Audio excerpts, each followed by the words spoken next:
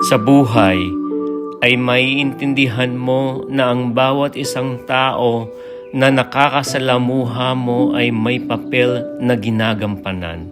May susubok sa iyo, may gagamit sa iyo, may mamahalin ka at may magtuturo sa iyo. Ngunit ang mga taong nagpaparamdam at nagbibigay ng halaga ng pinakamahusay sa iyo, sila ang mga bihira at kamangha-manghang mga tao na nagpapaalala sa iyo kung bakit ito ay sulit.